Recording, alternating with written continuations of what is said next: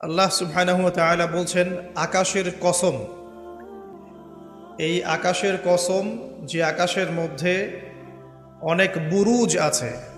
বুরুজ কি?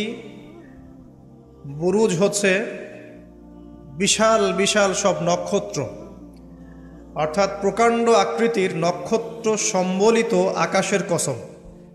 তার মানে আমরা বুঝতে পারলাম যে এই মহাবিশ্বে অনেক প্রকাণ্ড আকৃতির গ্রহ নক্ষত্র আছে।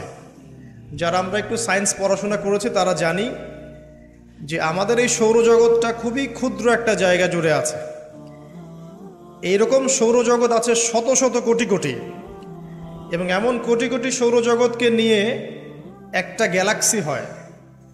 আর এমন অনেকগুলো গ্যালাক্সি, এরকম লক্ষ লক্ষ গ্যালাক্সি নিয়ে ছায়াপথ হচ্ছে, যেটাকে আমরা কোরআনের ভাষায় বলছি আসমান। আর এইরকম আসমানের সংখ্যা হচ্ছে একটা দুইটা না, বরং 7টা। তার মানে মহাকাশে 7 আসমান আছে। যে আসমানের কোনো একটা গ্যালাক্সির, কোনো এক সৌরজগতের, কোনো একটা গ্রহের, কোনো একটা দেশে, ওই দেশের কোনো একটা জেলায়, ওই জেলার কোনো এক থানায়, ওই থানার কোনো এক গ্রামে আপনি এখন বসে আছেন আর আমি দাঁড়িয়ে লেকচার দিচ্ছি। তো এই মহাকাশে আমাদের অবস্থান যে কত ক্ষুদ্র এটা বোঝা যাচ্ছে। আল্লাহ রাব্বুল আলামিন এটাই বলছেন, ওয়াস-সামাই যাতিল বুরুজ, এই বিশাল বিশাল গ্রহ নক্ষত্র সম্বলিত আসমানের কসম করে বলছে। আল্লাহ পাক তার সৃষ্টির কসম করতে পারেন, কিন্তু আমাদের জন্যে, সৃষ্টির জন্যে আল্লাহ ছাড়া অন্য কারো নামে কসম করা জায়েজ নাই। একটা হাদিসের মধ্যে আছে, মান হালাফা বিগাইরি ইসমিল্লাহি ফাকাদ কাফারা, যে ব্যক্তি আল্লাহ ছাড়া অন্য কারো নামে কসম করে সে ব্যক্তি কুফরি করলো। এটা একটা কুফরি। এই যে আমরা বলি মায়ের কসম, বাপের কসম, হ্যাঁ, তারপরে যে আগুনের কসম আছে না, বলি না, মাটির কসম, অনেক কসম আমরা করি। এই কসমগুলো, শপথগুলো করা ঠিক নয়। যদি আপনাকে কসম করতেই হয় তাহলে আল্লাহর নামেই কসম করতে হবে। তো আল্লাহ পাক এখানে বুরুজ বিশিষ্ট আসমানের কসম করে বলছেন, ওয়াল ইয়াউমিল মাউউদ, এবং আমি আরও কসম করছি প্রতিশ্রুত দিনের। ইয়াউম মানে দিন, মাউউদ মানে হচ্ছে যেই দিনটার ওয়াদা করা হয়েছে, মানে প্রতিশ্রুত দিন। এটা কোন দিন? কিয়ামতের দিন। শুকরিয়া। ওয়াল ইয়াউমিল মাউউদ মানে হচ্ছে কিয়ামতের দিনের কসম। আর কিয়ামতের দিনটা কি? একটা বাক্য উত্তর হচ্ছে ইয়াউমা লা তামলিকু নাফসুন লিনাফসিন শাইআ। কিয়ামতের দিন এমন একটা দিন যেই দিন কোনো সত্তা অন্য কোনো সত্তার যাররা পরিমাণ উপকার করতে পারবে না। ইয়াউমা লা তামলিকু নাফসুন লিনাফসিন শাইআ ওয়াল আমরু ইয়াউমা ইযিল লিল্লাহ, যেদিন সমস্ত কিছুর দায়িত্ব, আমর, কর্তৃত্ব শুধুমাত্র আল্লাহ পাকের হাতে থাকবে। এই হলো কিয়ামতের দিন। এখানে কোনো পলিটিক্যাল সম্পর্ক চলবে না, কোনো বংশের সম্পর্ক চলবে না, রক্ত, বর্ণ, জাতীয়তাবাদ চলবে না। চলবে কি? ঈমান এবং আমল। ঈমান এবং আমল, এর উপরে আল্লাহ পাক যাকে রহম করবেন সেই জান্নাতে যেতে পারবে। মানুষ তার আমলের বদৌলতেও জান্নাতে যাবে না। মানুষ তার আমলের বদৌলতে কখনো জান্নাতে যাবে না যদি না আল্লাহ পাক তাকে রহম করেন। একজন আবেদ ব্যক্তির ঘটনা আছে, এগুলো সহিহ হাদিসের মধ্যেই আছে। 500 বছর আল্লাহ পাকের ইবাদত করেছিল। কত বছর? 500 বছর। তাকে যখন বলা হচ্ছে যে তুমি আল্লাহর রহমতে জান্নাতে যাও, বা বলে বসবে কিয়ামতের মাঠে যে আমার আমলের বদৌলতে, তখন আল্লাহ রাব্বুল আলামিন তাকে ডেকে বলবেন যে তোমার সব আমলগুলোকে এক পাল্লায় রাখা হবে, আর আমি তোমাকে যে নেয়ামতগুলো দিয়েছিলাম সেগুলো এখন আরেক পাল্লায় রাখা হবে। দেখা যাবে 2 চোখের যে নেয়ামত, আল্লাহ পাকের 2টা চোখের যে নেয়ামত যা আল্লাহ মানুষকে দিয়েছেন, ওই 500 বছর ইবাদতের নেকি তার চেয়ে বেশি হয়ে যাবে। মানে দুই চোখের নেয়ামতের চাইতে 500 বছরের ইবাদত কম হয়ে যাবে। তাহলে এই হলো আল্লাহ পাকের রহমতের একটা আমি নমুনা দিলাম, যে আল্লাহ পাকের রহমত ছাড়া কেউ জান্নাতে যেতে পারবে না। ওয়াল ইয়াউমিল মাউউদ মানে কিয়ামতের দিন, সেই দিন যেদিন কোনো নফস কোন নফসের উপকার করতে পারবে না, পৃথিবীর কোনো সম্পর্ক সেখানে টিকবে না। সূরা আবাসার মধ্যে আল্লাহ পাক বলছেন, ইয়াউমা ইয়াফিরুল মারউ মিন আখি, যেদিন ভাই ভাই থেকে পালিয়ে যাবে, ওয়া উম্মিহি ওয়া আবি, মানুষ তার বাবা এবং মা থেকে পালিয়ে যাবে, ওয়া সাহিবাতিহি ওয়া বানি, তার স্ত্রী পুত্র সন্তান এগুলো থেকে মানুষ পালিয়ে যাবে। লিকুল্লি ইমরিইম মিনহুম ইয়াওমাইযিন শা'নু ইউগনি, সেই দিন প্রত্যেক মানুষ নিজের নফসের কথা নিয়েই ব্যস্ত থাকবে। সবাই বলবে ইয়া নাফসি ইয়া নাফসি। তবে শুধু একজন ব্যক্তি আছেন এই পুরো মহাবিশ্বে, যিনি বলবেন ইয়া উম্মতি ইয়া উম্মতি। তিনি কে? আমাদের প্রিয় নবী মুহাম্মদুর রাসূলুল্লাহ সাল্লাল্লাহু আলাইহি ওয়াসাল্লাম, এই একমাত্র মানুষ যিনি আল্লাহ পাকের সামনে কিয়ামতের মাঠে বলবেন ইয়া উম্মতি ইয়া উম্মতি, হায় আমার, হে আল্লাহ আমার উম্মত, হে আল্লাহ আমার উম্মত। আজকে সেই নবীর আদর্শ আমরা ভুলে গেছি। সেই নবীর সুন্নত পালন করতে গেলে লজ্জা লাগে। ইয়াং জেনারেশন দেখবেন বিটিএসের সুন্নত পালন করে, ওই যে ম্যানচেস্টার ইউনাইটেডের সুন্নত ফলো করছে, হ্যাঁ, ক্রিকেট প্লেয়ার, ওই যে ফুটবল প্লেয়ার, বলিউডের নায়ক, বলিউডের নায়িকা, হলিউডের নায়ক নায়িকা, এগুলোর সুন্নত ফলো করছে।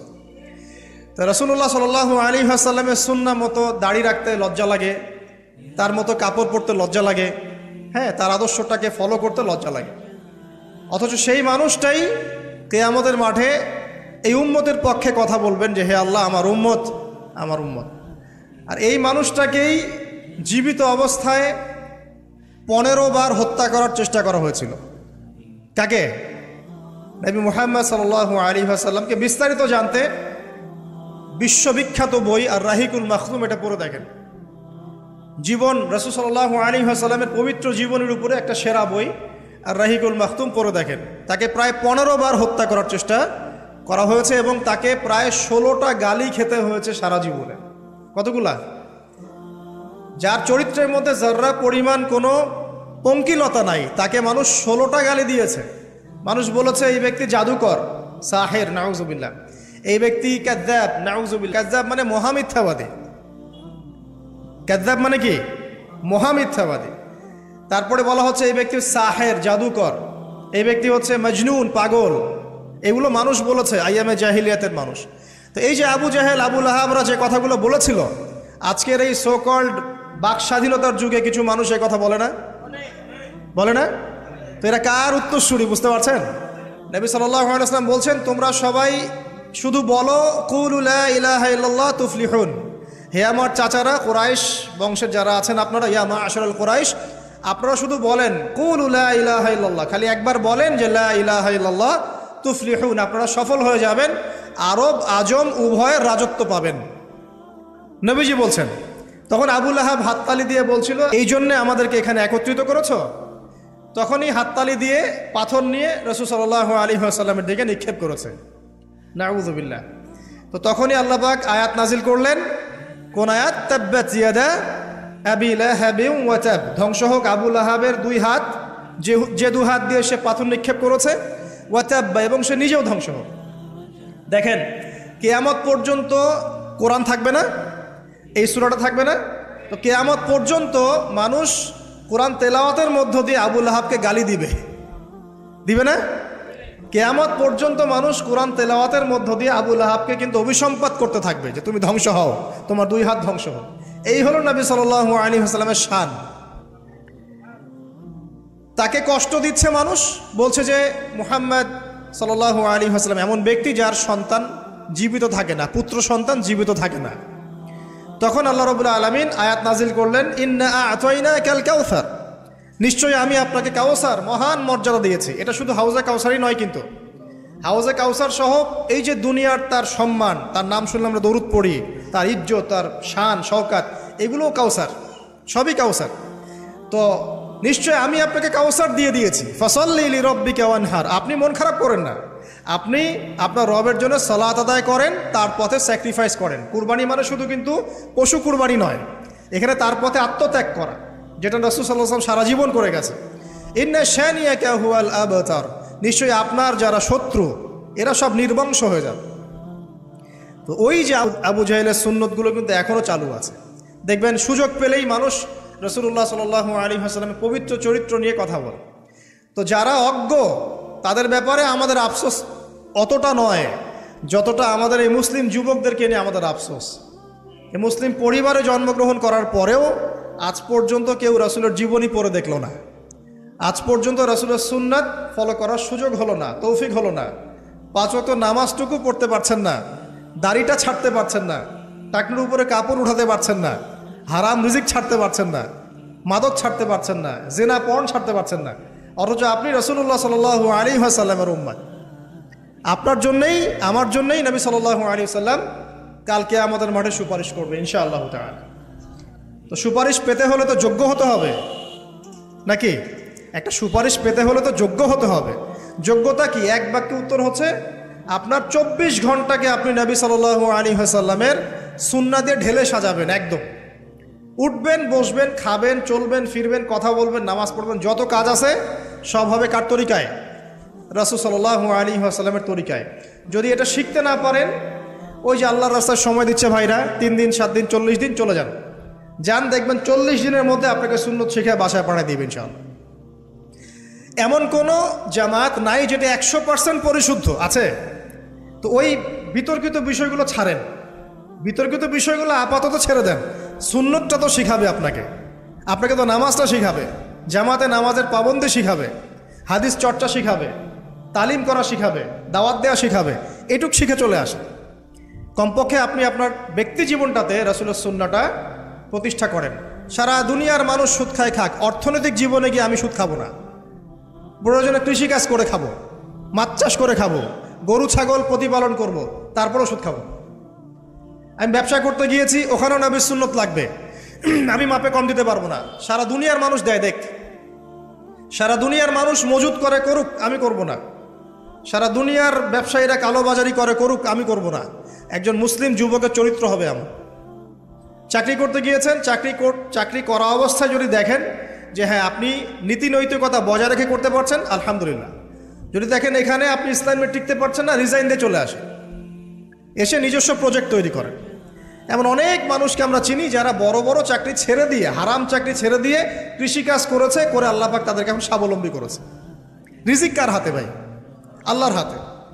আর কোরআনে কিন্তু বেশি থেকে বেশি কৃষিভিত্তিক অর্থনীতির কথাই বলা হচ্ছে। দেখবেন, কোরআন পড়ে দেখবেন, বেশি থেকে বেশি কৃষিভিত্তিক অর্থনীতির কথাই বলা হচ্ছে এবং ব্যবসার কথা বলা হচ্ছে। এর মানে এই না আপনি চাকরি করতে পারবেন না, পারবেন। যদি আপনি চাকরি করা অবস্থায় কোরআন সুন্নাহ ফলো করতে পারেন, আলহামদুলিল্লাহ। যদি না পারেন, প্রতিবন্ধকতা থাকে, একেবারেই পারছেন না, দেয়ালে পিঠ থেকে যাচ্ছে, ছেড়ে দেন। পরকালটাকে ইহকালের জন্য নষ্ট করেন না। আল্লাহ পাক বোঝার তৌফিক দান করুন। এবার সমাজ চালাবেন, এখানেও রাসূলের সুন্নাহ প্রয়োজন আছে। মন গড়া সুন্নত দিয়ে সমাজ সংস্কার হবে না, রাসূলের সুন্নত দিয়েই সমাজ সংস্কার হবে ইনশাআল্লাহ তাআলা। দাওয়াতি কাজ করব, সেখানেও রাসূলের সুন্নত লাগবে। মন গড়া স্টাইলে দাওয়াতি কাজ করা যাবে না। যেটা বলবো, যেটা করব, যেটা মানুষের জন্য কল্যাণকর মনে করব, এটা রাসূলের পক্ষ থেকে দলিল থাকতে হবে। আল্লাহ পাক আমাদেরকে বোঝার তৌফিক দান করুন, আমিন। এবং এখানে শৈথিল্যতা প্রদর্শন করা যাবে না দাওয়াতের ক্ষেত্রে।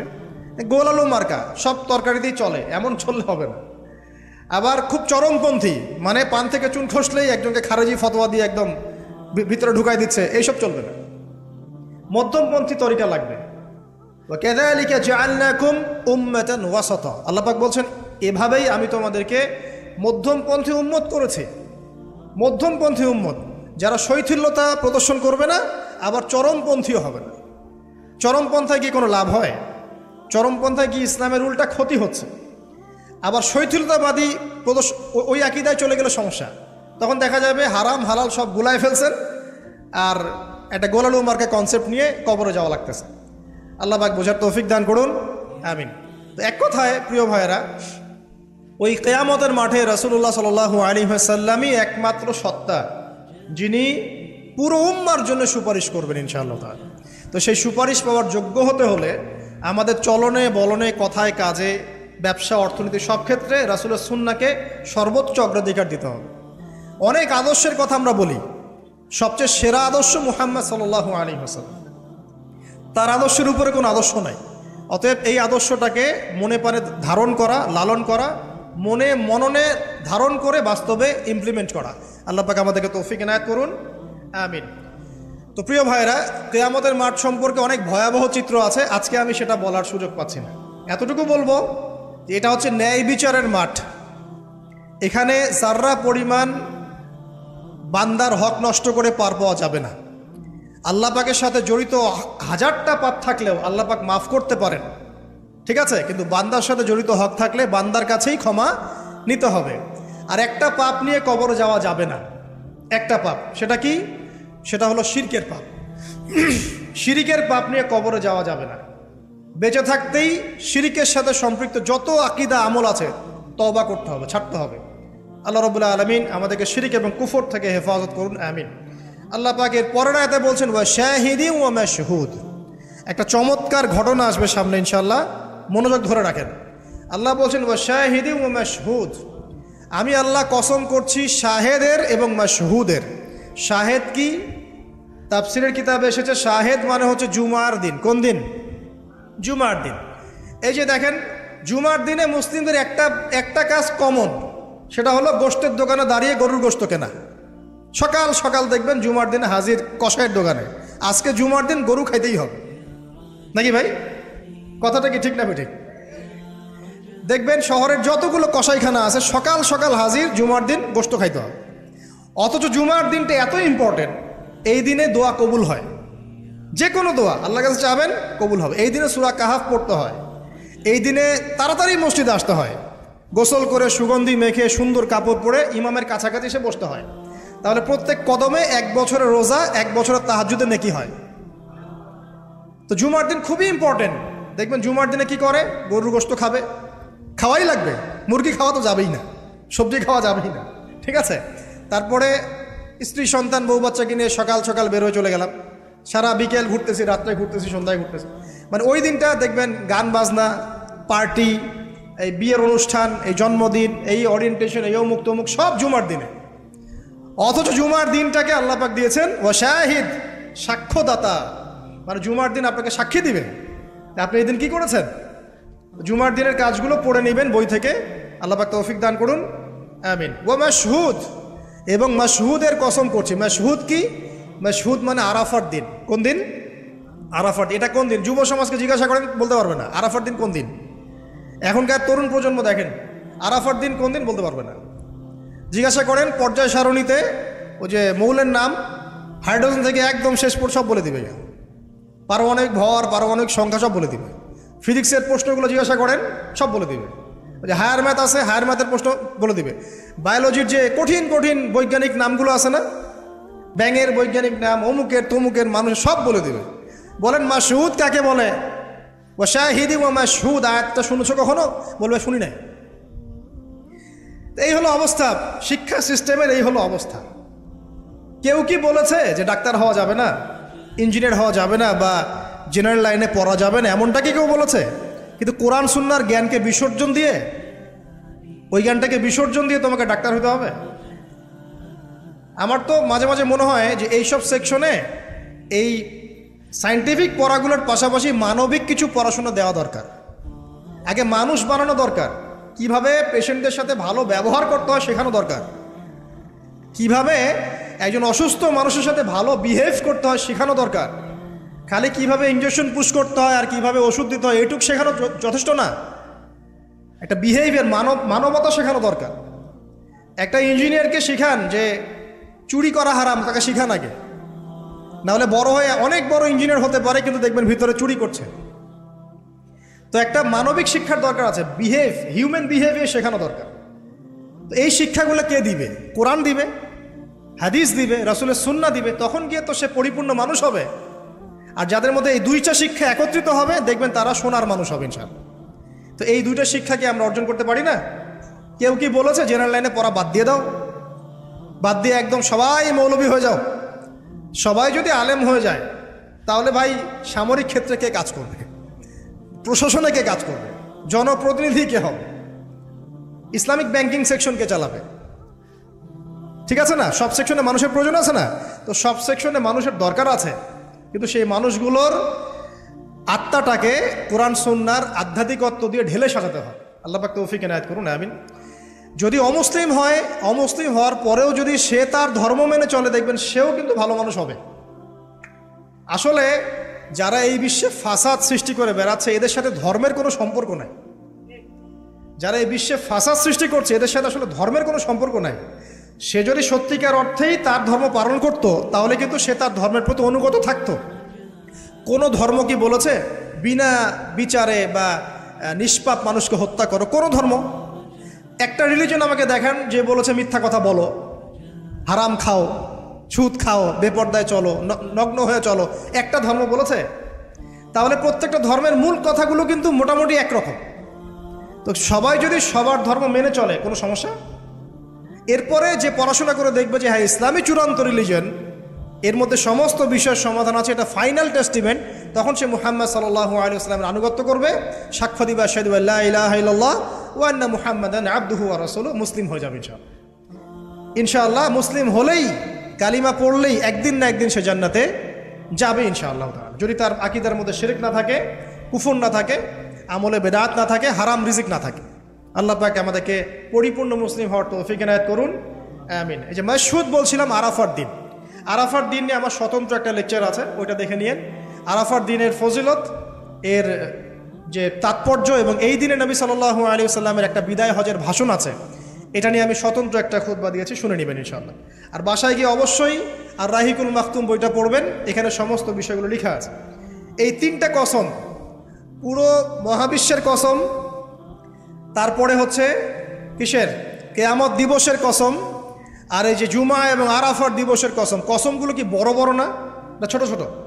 বিশাল বিশাল কসম, মানে বিশাল বিশাল কসম নিয়ে আল্লাহ রাব্বুল আলামিন এখন একটা বড় ঘটনা বলতে চাচ্ছে।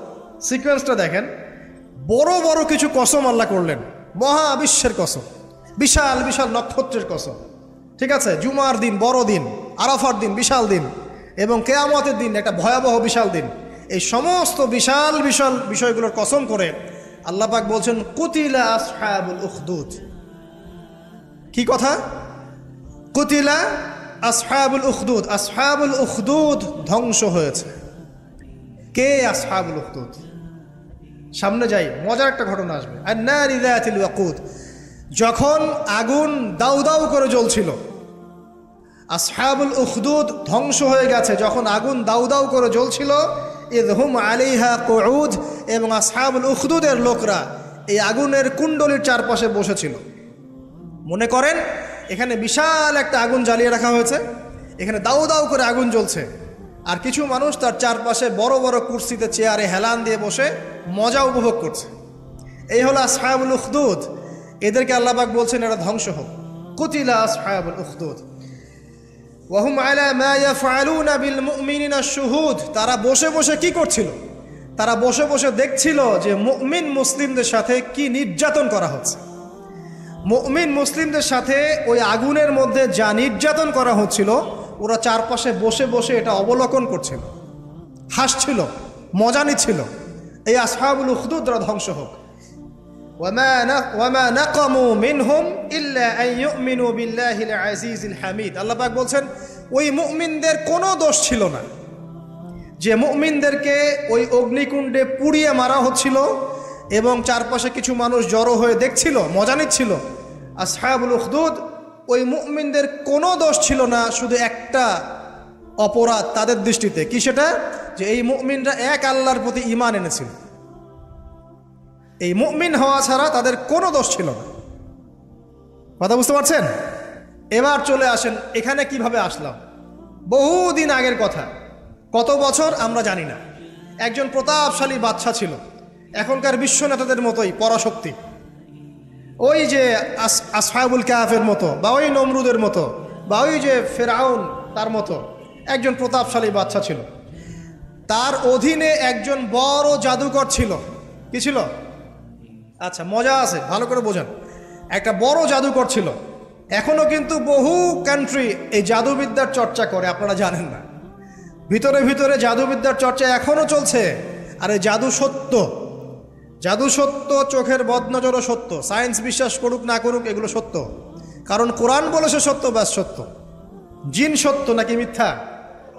ফেরেশতা সত্য না মিথ্যা? কবরের আযাব সত্য না মিথ্যা? এগুলো তো চোখে দেখা যায় না, বিশ্বাস করলেন কিভাবে? এই চোখে দেখা যায় না বিশ্বাস করেছেন বলেই তো আপনি মৌলবাদী। চোখে দেখা যায় না, অহেতুক বিশ্বাস করছেন, অতএব আপনি একজন মৌলবাদী মানুষ। বুঝতে পারছেন? তো এই বিষয়গুলো বিশ্বাস না করলে কি আপনি মুমিন হতে পারবেন? আচ্ছা, কবরের আযাব সত্য না মিথ্যা আমরা বিশ্বাস করেছি, তোমরা মরার পরে বিশ্বাস করো। আমরা মরার আগেই বিশ্বাস করেছি, তোমরা মরার পরে বিশ্বাস করো। তারপর তোমরা পাক্কা মৌলবাদী হয়ে যাবে। যখন মরার পরে যখন কঠিন কবরের আযাব শুরু হবে, দেখবা যে আইনাল ইয়াকিন, ইয়াকিন কয়েক প্রকার হয়। একটা হচ্ছে আপনার আইনাল ইয়াকিন, হাক্কুল ইয়াকিন, এরকম কথা আছে কোরআনে। মানে আইনাল ইয়াকিন মানে যে চোখে দেখলাম এবার বিশ্বাস করলাম। রব্বানা আবসারনা ওয়া সামি'না ফারজি'না না'মাল সালিহান ইন্না মুকিনুন। আছে না সূরা আলিফ লাম মিম সিজদায় হাফেজে কোরআন যারা আছেন, আল্লাহর সামনে জাহান্নামীরা বলবে রব্বানা, হে আমাদের রব, আবসারনা, এই যে দেখলাম তোমার আযাব দেখেছি আমরা, এখন পরকালের কথা, ওয়া সামি'না, এই যে শুনতে পাচ্ছি এখন আযাব, ফারজি'না, আমাদেরকে ফিরিয়ে দিন। কোথায় ফিরিয়ে দিবে? দুনিয়ায়। না'মাল সালিহান, আমরা সৎ কাজ করবো, ইন্না মুকিনুন, আমাদের ইয়াকিন হয়ে গেছে। তার মানে সবাই বিশ্বাস করবে একদিন না একদিন, তাই তো? এই ঈসা ইবনে মারইয়ামকে যে মানুষ বলছে ক্রুসিফাইড, তাকে ক্রুসিফাইড করা হয়েছে, তিনি মারা গেছেন, নাউজুবিল্লাহ, বলা হচ্ছে না? আচ্ছা, ঈসা ইবনে মারইয়াম যখন নেমে আসবেন সবাই বিশ্বাস করবে না?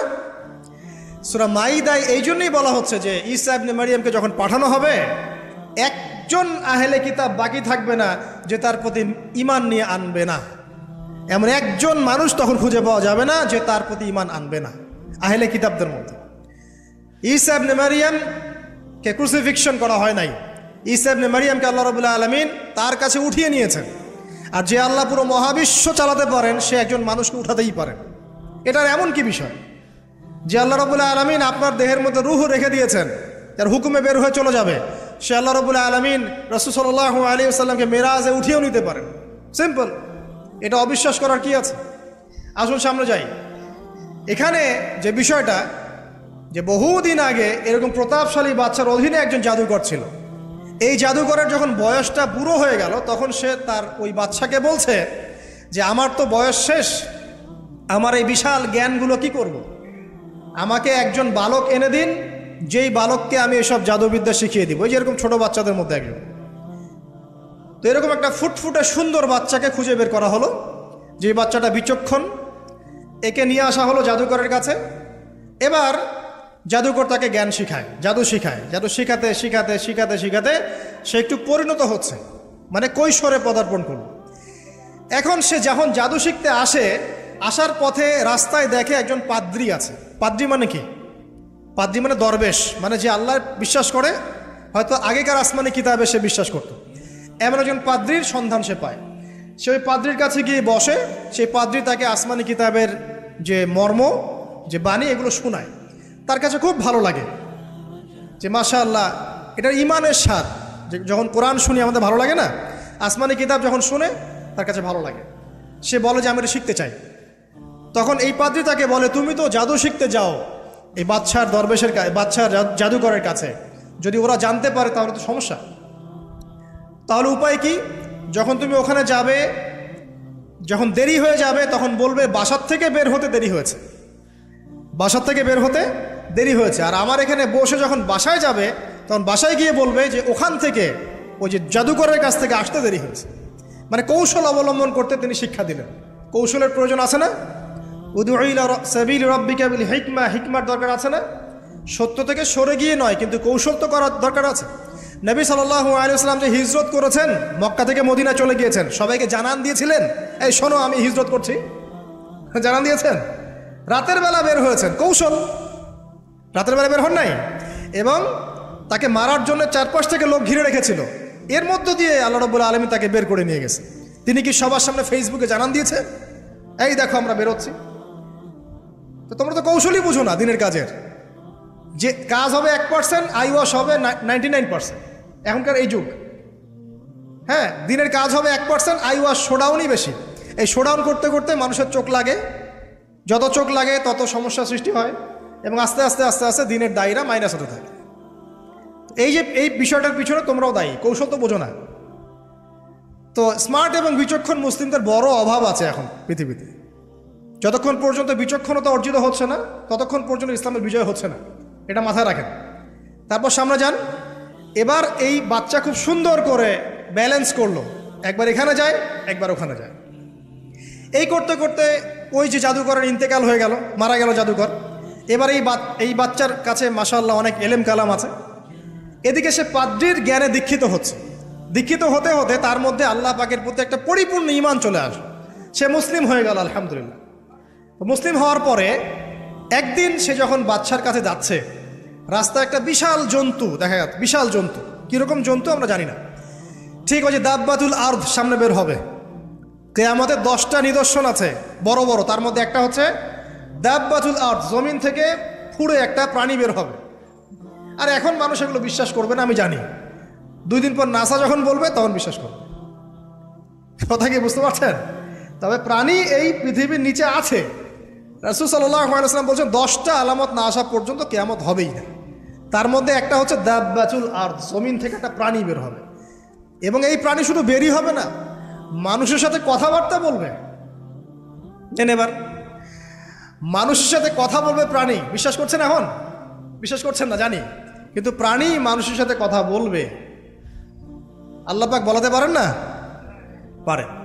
আচ্ছা, সামনে যান। ওই প্রাণী যখন দাঁড়িয়ে আছে রাস্তায়, এখন এই বালক বলছে আজকে আমি প্রমাণ করে নিব যে আল্লাহর আনুগত্যশীল ওই পাদ্রী সঠিক নাকি ওই জাদুকর সঠিক।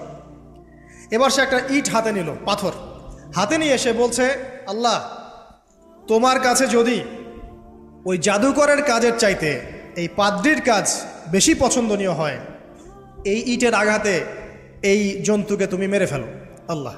এ বলেছে বিসমিল্লাহ বলে পাথর নিক্ষেপ করলো। নিক্ষেপ করার সাথে সাথেই জন্তু ডেড।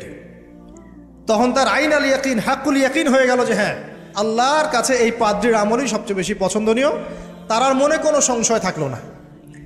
কিশোর মানুষ না, কতটুকুই বা বোঝেন নাই? এবার তার মধ্যে একটা ইয়াকিন চলে আসলো এবং সে পরিপূর্ণ মুমিন মুসলিম হয়ে গেল। এবার যখন সে রাজ দরবারে যায়, তার কাছে পেশেন্ট আসে। মানে একজন মানুষ এসেছে, সে বলছে যে আমার চোখে সমস্যা। সে চোখে হাত দেয়, হাত দিয়ে বলে যে আপনি আল্লাহর প্রতি ঈমান নিয়ে আসেন, আমি আল্লাহর কাছে দোয়া করব, চোখ ভালো হয়ে যাবে। এভাবে পেশেন্ট আসে, সে বলে আল্লাহর প্রতি ঈমান নিয়ে আসেন, আমি দোয়া করব, ভালো হয়ে যাবে। এভাবে আস্তে আস্তে তার নাম এবং খ্যাতি ছড়িয়ে পড়তে লাগলো। যেই তার কাছে আসে সে বলে আগে মুসলিম হন, ইমানদার হন, আল্লাহর প্রতি বিশ্বাস করেন, আমি দোয়া করব, ভালো হয়ে যাবে। চোখ অন্ধ ভালো হয়ে যাচ্ছে, কুষ্ঠরোগী ভালো হয়ে যাচ্ছে, হ্যাঁ প্যারালাইজড রোগী ভালো হয়ে যাচ্ছে আলহামদুলিল্লাহ। নবী ঈসা আলাইহিস সালাম এমনটা করেছিলেন না? আল্লাহ পাক চাইলে করতে পারেন। একদিন ওই রাজ দরবারের একজন মন্ত্রী আসছে। এবার ওই রাজার একজন এমপি সাহেব, তার চোখে সমস্যা, সে আসছে, এসে বলছে যে আমার এই চোখের সমস্যা, আমার চোখটাকে ভালো করার দরকার, তোমার কাছে কোনো ওষুধ আছে নাকি? সে বলছে যে আপনি আল্লাহর প্রতি ঈমান নিয়ে আসেন, আমি আল্লাহর কাছে দোয়া করব, আপনি ভালো হয়ে যাবেন। এবার সে আলহামদুলিল্লাহ ঈমান নিয়ে আনলো এবং সে ভালো হয়ে গেল। এই ভালো হয়ে যাওয়ার পরের দিন যখন সে আবার ওই পার্লামেন্টে গিয়েছে আর কি, ওদের তৎকালীন রাজদরবারে, এবার রাজা ওকে দেখে বলছে যে তোমার তো চোখ অন্ধ ছিল, কিভাবে শেফা লাভ করলে? তো সে বলে না কিভাবে শেফা লাভ করলো, সে বলতে চাচ্ছে না, কারণ সে আজ করছে যে বললে সমস্যা হবে। তো এক পর্যায়ে তাকে খুবই পিটুনি দেওয়া হচ্ছে, রিমান্ডে নিয়ে গিয়ে কঠিন মাইট দেওয়া হচ্ছে। এক পর্যায়ে সে মারের যন্ত্রণা সহ্য করতে না পারে বলে ফেললো যে ওই বাচ্চা, তার কাছে গিয়ে আমি আরোগ্য লাভ করেছি এবং সে আমাকে বলেছে যে তার রবের প্রতি ঈমান নিয়ে আসতে, তাহলে আমি শেফা লাভ করব। এই বাচ্চা এখন বলছে ফেরাউনের মতো যে আয়না রব্বুকুমুল আ'লা, আমি তো তোমাদের রব। নমরুদের মতো আমি তো তোমাদের রব, ঠিক আছে, আমি ছাড়া তোমাদের কে রব আছে? আমি তো জানি না যে আমি ছাড়া তোমাদের কোনো ইলাহ আছে। এবার এই লোকটাকে হত্যা করা হলো, এই এমপি সাহেবকে হত্যা করা হলো, বিকজ সে ঈমান নিয়ে আসে। এবার সেই বালককে ডেকে আনা হচ্ছে, বলা হচ্ছে বলো তুমি নাকি তোমার রবের নাম দিয়ে মানুষের ট্রিটমেন্ট করা শুরু করেছো। তখন সেই বালক বলছে হ্যাঁ, আমি এক আল্লাহর প্রতি বিশ্বাস করি এবং তার রাসূলের প্রতি বিশ্বাস করি, তার প্রেরিত আসমানি কিতাবে বিশ্বাস করি। এখন রাজা বলছে আমি ছাড়া তোমাদের কোনো ইলাহ আছে আমি তো জানি না। এই সৈন্যবাহিনী শোনো, এই বালককে ধরো, ধরে নিয়ে গিয়ে উঁচু পাহাড়ে নিয়ে যাও, ওখান থেকে ফেলে দাও। কথা বুঝতে পারছেন? এবার তাকে নিয়ে যাওয়া হলো, ক্রস ফায়ার দেওয়া হবে, এবার উপরে নেওয়া হয়েছে, একদম পাহাড়ের উপরে। এবার ওই বালক উপরে উঠে একটা দোয়া করছে, এই দোয়াটা সবাই শিখে নেন। ওই বালক উপরে উঠে দোয়া করছে আল্লাহুম্মা কফিনিহিম বিমা শি'তা, আল্লাহুম্মা কফিনিহিম বিমা শি'তা, আল্লাহুম্মা কফিনিহিম বিমা শি'তা। পাহাড় থরথর করে কাঁপা শুরু করলো এবং ওই সৈন্যবাহিনী পাহাড় থেকে পড়ে গেল, বালকের কিচ্ছু হলো না। আমি কিন্তু বানোয়াট কোনো গল্প বলছি না, এটা কোরআন থেকে বলছি, এবং এটা তাফসির। আপনি যে কোনো তাফসির পড়েন, মারিফুল কোরআন, তাফসির ইবনে কাসির, জালালাইন পড়ে দেখেন, জাস্ট পড়ে দেখেন আমার সাথে ডিবেট করার আগে। এবার সে বালক হেঁটে হেঁটে চলে আসলো রাজদরবারে। আবার কি ব্যাপার, তুমি মরো নাই? না, আল্লাহ আমাকে বাঁচিয়েছেন, আমার রব আমাকে বাঁচিয়েছেন। আবার পাঠানো হচ্ছে আরেক দল সেনাবাহিনীকে নিয়ে, যাও এবার ওকে সমুদ্রে নিয়ে যাও, সমুদ্রের মাছ সমুদ্রে ডুবিয়ে দিবে একদম। আবার সে ওখানে গিয়ে বলল, আল্লাহুম্মা কফিনিহিম বিমা শি'তা, হে আল্লাহ, অর্থ হচ্ছে হে আল্লাহ, আমার বিপক্ষে যারা আছে আপনি যা দিয়ে ইচ্ছা ওদের বিরুদ্ধে আমাকে সাহায্য করেন। অর্থটা হচ্ছে এমন, আল্লাহুম্মা কফিনিহিম বিমা শি'তা, আল্লাহ আপনি আমার জন্য যথেষ্ট হয়ে যান, ওদের বিরুদ্ধে আমার জন্য যথেষ্ট হয়ে যান, যা ইচ্ছা তাই দিয়ে আপনি হেদায়েত করুন, মানে আমাকে হেফাজত করুন। ঠিক আছে, আল্লাহুম্মা কফিনিহিম বিমা শি'তা, ছোট্ট দোয়া। এবার ওই সমুদ্র উত্তাল হওয়া শুরু করলো এবং ওরা জাহাজ থেকে পড়ে গেল। এই বাচ্চা সেফলি আবার চলে আসলো রাজদরবারে। বিশ্বাস করছেন না? চলে আসলো। এবার আসার পরে বলছে, শোনেন, আমাকে এভাবে মারতে পারবেন না, আমাকে এইভাবে মারা যাবে না, আমি আপনাদেরকে বলে দিচ্ছি কিভাবে আপনি আমাকে মারতে পারবেন। তো বাচ্চা বলছে, কিভাবে মারতে পারবো বলো? তখন সেই বাচ্চাটা বলছে যে আপনি সমস্ত এলাকার মানুষকে এক জায়গায় জড়ো করবেন, মানে পুরো নেশনের যত মানুষ সবাইকে একটা মাঠে নিয়ে আসবেন, মাঠের মাঝখানে একটা গাছ রোপণ করবেন বা একটা কিছু স্তম্ভ নির্মাণ করবেন, সেখানে আমাকে বেঁধে ফেলবেন। বেঁধে ফেলার পরে আমার এই ধনুক থেকে একটা তীর বের করবেন, তীর বের করে আপনি নিজ হাতে এই তীরটাকে নিশানা দিবেন, দিয়ে বলবেন বিসমিল্লাহ আল্লাহর নামে, বিসমিল্লাহ আল্লাহর নামে, বিসমিল্লাহি রব্বি হাযাল গোলাম বলে ছুড়বেন। অর্থ হচ্ছে আমি এই রবের, আমি এই বাচ্চার রব, আমি এই বাচ্চার রব আল্লাহর নামে তীর ছুড়লাম, এটা বলে তীরটা নিক্ষেপ করবেন, তাহলে আমি মরবো, তার আগে মরবো। কথা কি বুঝতে পারছি? এবার তাই করা হলো, সমস্ত এলাকার মানুষকে এখানে জড়ো করা হলো। কথাটা ভালো করে বোঝেন, সমস্ত এলাকার মানুষ মানে কি? ওই এলাকার সব মানুষ, মানে মুমিন কাফের যে আছে সবগুলাকে একত্রিত করা হলো। করার পরে বাচ্চাটাকে এভাবে একটা জায়গায় বেঁধে দেওয়া হয়েছে, খেজুর গাছে, তাফসিরে এসেছে খেজুর গাছে। এবার সে এখান থেকে তীর বের করে, বাচ্চা বলছে বিসমিল্লাহি রব্বি হাযাল গোলাম, নিক্ষেপ করলো। তীরটা ঠিক, আল্লাহ পাকের দৃষ্টি দেখেন এত সূক্ষ্ম, ওইটাই বর্ণনা করেছেন। তীরটা ঠিক বাচ্চার এই জায়গায় লেগেছে, এই যে মাথার এইখান থেকে লেগে এদিকে বের হয়ে গেছে। ছেলেটার, বাচ্চা ওই বাচ্চা ছেলেটার এই যে কপালের এই পার থেকে এই পার পর্যন্ত তীর চলে গেল এবং বাচ্চাটা শহীদ হয়ে গেল, আলহামদুলিল্লাহ। এবং এই বাচ্চাটা যখন মারা গেল বা শহীদ হয়ে গেল, আর সারা এলাকার মানুষ কি দেখলো? দেখলো যে বাচ্চা তাকে দুইবার চেষ্টা করে মারতে পারে নাই, কিন্তু তার রবের নাম যখন নেওয়া হয়েছে, আল্লাহর নাম নেওয়া হয়েছে, মারতে পেরেছে। দেন পুরো এলাকার সমস্ত মানুষ মুসলিম হয়ে গেল, আলহামদুলিল্লাহ। একজন বাচ্চার জীবনের বিনিময়ে সমস্ত এলাকার মানুষ ইসলামের হেদায়েত পেয়ে গেল, আলহামদুলিল্লাহ। এবার বাচ্চার মাথা তো আরো খারাপ, একটাকেই সামলাতে পারছিলাম না, এবার তো সমস্ত এলাকার মানুষ মুসলিম হয়ে গেছে। এখন কি করবেন? এখন সেনাবাহিনীকে আদেশ করা হয়েছে সমস্ত মানুষগুলোকে জড়ো করো, জড়ো করে একটা গর্ত খোঁড়ো, একটা গর্ত খুঁড়ে সেখানে আগুন জ্বালাও, আগুন জ্বালিয়ে সমস্ত মানুষকে ফেলে দাও। দৃশ্যটাকে কল্পনা করতে পারছেন? একটা পুরো এলাকার মানুষকে একটা মাঠের মধ্যে একত্রিত করে সেখানে আগুন জ্বালিয়ে সবাইকে সেখানে ফেলে দেওয়া হলো এবং তারা চতুর্দিক থেকে এটাকে অবলোকন করতে লাগলো, মজা উপভোগ করতে লাগলো। এটাই আল্লাহ পাক বলছেন, কুতিলা আসহাবুল উখদুদ ইয হুম আলাইহা কুউদ ওয়া হুম আলা মা ইয়াফআলুনা বিল মুমিনিনা শুহুদ। শেষ পর্যায়ে তাফসীরে এসেছে, শেষ পর্যায়ে একজন মায়ের কোলে একটা ছোট্ট বাচ্চা ছিল, তো সেই মা নিজে লাফ দিবে এটাতে তার কোনো সমস্যা নেই, কিন্তু বাচ্চাটাকে নিয়ে লাফ দেওয়ার জন্য সে ইতস্তত বোধ করছে। তখন আল্লাহ রাব্বুল আলামিন সেই ছোট্ট বাচ্চাটার কোলে, সেই ছোট্ট বাচ্চাটার জবানের মধ্যে আল্লাহর কুদরত নিদর্শন নাজিল করলেন। ওই বাচ্চাটা কথা বলা শুরু করলো। সেই বাচ্চাটা বলল, ইয়া উম্মা, হে আমার মা, লা তাখাফি, তুমি ভয় করো না, ফাইন্নাকি আলাল হক, কারণ আপনি সত্যের উপর আছেন, লাফ দিন।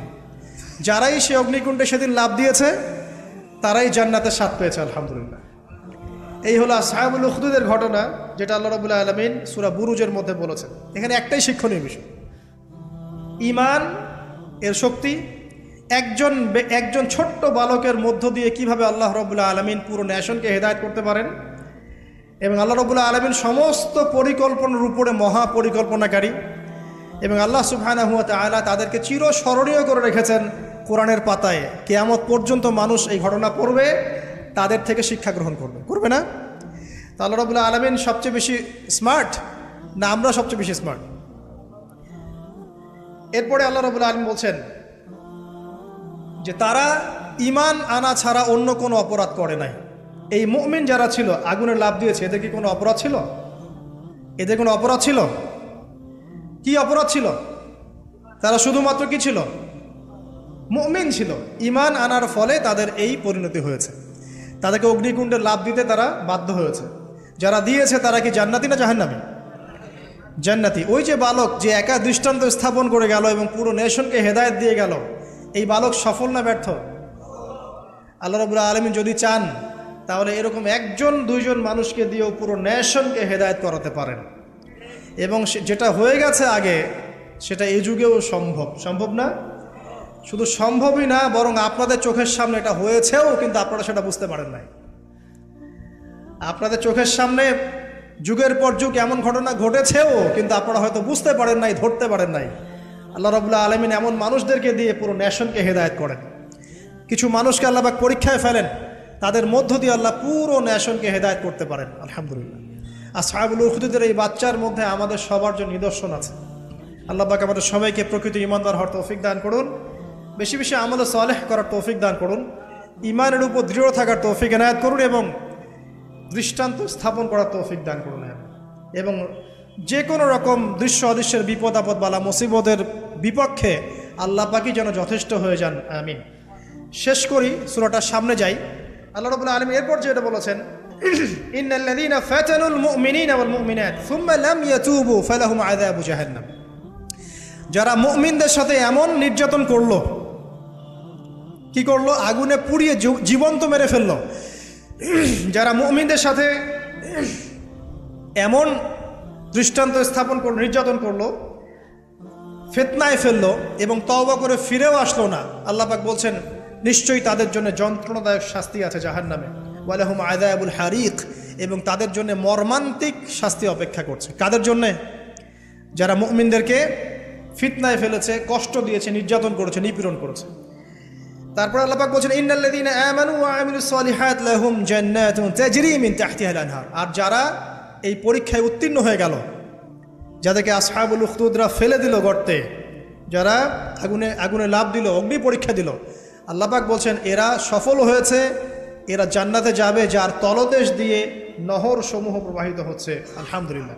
ওয়াযালিকাল ফাউজুল কাবীর। আর এটা হচ্ছে সবচেয়ে বড় সাফল্য, এটাই হচ্ছে সাফল্যের চূড়ান্ত সংজ্ঞা। দুনিয়াতে আপনি কতটুকু খাচ্ছেন, পড়ছেন, কতটুকু ব্যবসা বাণিজ্য করছেন, কতটুকু স্ট্যাটাসের মালিক, এটা বড় কথা নয়। আপনি দিন শেষে জান্নাতে যেতে পারবো কি না, এটাই বড় কথা।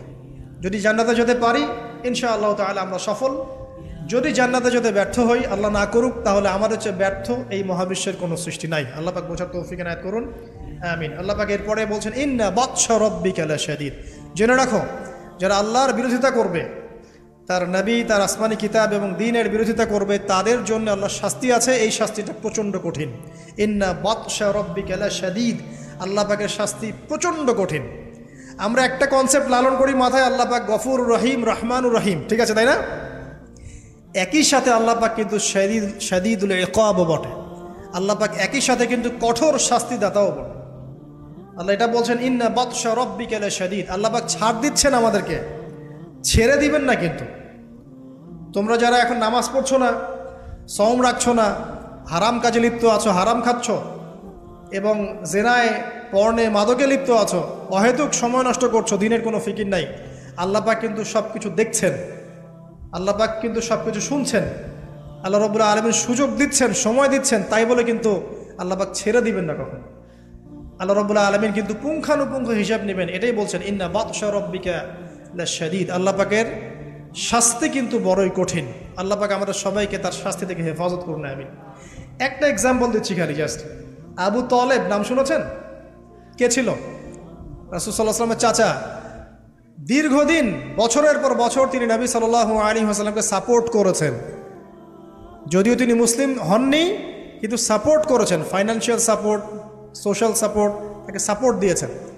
কিন্তু শেষমেশ তিনি লা ইলাহা ইল্লাল্লাহ পড়তে পারেন নাই, মুমিন মুসলিম হননি। কিন্তু নবীকে এমনভাবে সাপোর্ট দিয়েছেন যেটা আরবের কেউ দেয়নি তাকে। তাহলে এই ব্যক্তি কি পাবে পরকালে? সাহাবীরা জিজ্ঞাসা করছেন, আপনার চাচার কি হবে পরকালে? রাসূলুল্লাহ সাল্লাল্লাহু আলাইহি ওয়াসাল্লাম বলছেন, আমার চাচা আমাকে অনেক অনেক খেদমত করেছে, উপকার করেছে দ্বীনের জন্য, কিন্তু ঈমান নিয়ে আসে নাই। যদি সে ঈমান নিয়ে আসতো আমি তার প্রতি সুপারিশ করতাম। তিনি চাচাকে বলেছিল না, খালি একবার বলেন লা ইলাহা ইল্লাল্লাহ, আমি আপনার জন্য আল্লাহর কাছে সুপারিশ করবো ইনশাআল্লাহ। তিনি ঈমান নিয়ে আনেননি।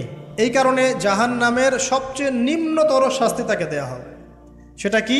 তাকে আগুনের এক জোড়া জুতা পরিয়ে দেওয়া হবে। আগুনের এক জোড়া জুতা। এই আগুনের এক জোড়া জুতাতেই নাউযুবিল্লাহ তার মাথার যে মগজ, এই মগজটা টকবক করে ফুটতে থাকবে। ইন্না বাতশা রাব্বিকা লাশাদীদ। কিভাবে বুঝাবো? এটা হলো আবু তালেবের ব্যাপার। তাহলে যারা এখন প্রকাশ্যে ইসলামের এগেনস্টে কথা বলছে, কাজ করছে, সুন্নতের খেলাফ কাজ করছে, আমরা নামাজ পড়ছি না, সুদ খাচ্ছি, ঘুষ খাচ্ছি, দুর্নীতি করছি, আমাদের কি হবে? জাস্ট নিজের ফিকির করেন, ডান বাম সব ভুলে যান, নিজের কবরের ফিকির করেন। জাস্ট নিজের কবরের ফিকির করেন যে আপনি আমি কবরে গেলে কি করবো, এই ফিকির করেন। দেখবেন নিজে ভালো হলে সব ভালো হয়ে যাবে ইনশাআল্লাহ। নিজে ভালো হবে না, কিছুই ভালো হবে না। আল্লাহ পাক আমাদের সবাইকে আল্লাহর আযাব থেকে বাঁচান, আমিন। আল্লাহ পাক আযাবের কথা বলছেন, সাথে এটাও বলছেন ইন্নাহু হুয়া ইউবদিউ ওয়া ইউঈদ ওয়া হুয়াল গফুরুল ওয়াদুদ। আল্লাহ পাক কঠিন শাস্তিদাতা বটে, তবে আল্লাহ রাব্বুল আলামিন সব কিছু সৃষ্টি করেছেন, আবার তার দিকেই সব কিছু ফিরে আসবে, এবং তিনি হচ্ছেন পরম প্রেমময় একজন সত্তা। কেউ যদি আল্লাহকে ভয় করে ইনস্ট্যান্ট তওবা করে ফিরে আসে, তার জীবনে যত গুনাহ থাক আল্লাহ পাক মাফ করে দিবেন ইনশাআল্লাহ। আপনি যদি সারা জীবন শিরিক করে থাকেন, যেটা মহাপাপ, জুলমান আযীম, এখনই যদি তওবা করে ফিরে আসেন, আপনার সমস্ত পাপ তো আল্লাহ পাক মাফ করে দিবেনই, আপনার গুনাহগুলোকে নেকি দিয়ে পরিবর্তন করে দিবেন ইনশাআল্লাহ। তো আল্লাহ পাক প্রেমময় ওয়াদুদ একজন সত্তা। তো আমরা আল্লাহ পাকের দয়া যদি চাই, আল্লাহ পাকের প্রেম ভালোবাসা চাই, তাহলে আল্লাহর মারেফত লাগবে না, আল্লাহকে চিনতে হবে না, আল্লাহর আনুগত্য লাগবে না, তার রাসূলের আনুগত্য লাগবে না, কোরআন সুন্নাহ ফলো করতে হবে না। এগুলো করার পর ইনশাআল্লাহ আমরা আল্লাহ পাকের রহমত পাবো ইনশাআল্লাহ। আমরা আশাবাদী। আল্লাহ পাক আমাদেরকে তার রহমত দিয়ে ঘিরে রাখুন, আমিন। ওয়া হুয়াল গফুরুল ওয়াদুদ যুল আরশিল মাজিদ। আল্লাহ পাক বলছেন তিনি মহান আরশের অধিপতি। আরশ সম্পর্কে একদিন বলেছি আমি যে এই কুরসিটাই মহাবিশ্বকে ঘিরে রাখছে। আর এই কুরসিটা আরশের তুলনায় এমন যে একটা মরুভূমিতে একটা ঢাল ফেলে দেন, একটা মরুভূমির মধ্যে একটা থালাকে ফেলে দেন, অনুপাতটা যেমন হবে, আরশ আর কুরসির অনুপাতটা এমন। আরশটা এত বিশাল যেটা 8 জন ফেরেশতা ধরে রেখেছে। তার উপরে আল্লাহ রাব্বুল আলামিন আরশে আযীমে সমুন্নত। তো সে আল্লাহকে চিনতে শিখুন, আল্লাহর আনুগত্য করতে শিখুন। আল্লাহ পাক তৌফিক দান করুন। ফাআলুল লিমা ইউরিদ। আল্লাহ পাক যা ইচ্ছা তাই করতে পারেন। হাল আতাকা হাদিসুল জুনুদ। হে নবী মুহাম্মদ সাল্লাল্লাহু আলাইহি ওয়াসাল্লাম, তোমার কাছে কি এই সেনাবাহিনীর খবর পৌঁছেছে? এটাকে ফেরাউন ওয়া সামুদ, ফেরাউন এবং সামুদের বিশাল পরাক্রমশালী এই ফোর্সের কথা তোমার কাছে কি পৌঁছেছে? এই আসহাবুল উখদুদের সেনাবাহিনীর কথাই বলেন, আর ওই যে ফেরাউন বা নমরুদ বা সামুদ, আদ জাতির কথাই বলেন, এরা সবাই কিন্তু আল্লাহর গজবে ধ্বংস হয়ে গিয়েছে। আল্লাহ রাব্বুল আলামিনের কাছে সবাই তুচ্ছ। আমরা আল্লাহ রাব্বুল আলামিনের ক্ষমতার কাছে তুচ্ছ। তাই এই নশ্বর দুনিয়ায় আল্লাহর অবাধ্যতা করে উদ্ধত অহংকারী হওয়ার কোনো মানে হয় না। আল্লাহ পাক আমাদের সবাইকে বিনয়ী বানিয়ে দিন, আল্লাহর প্রতি আনুগত্যশীল বানিয়ে দিন।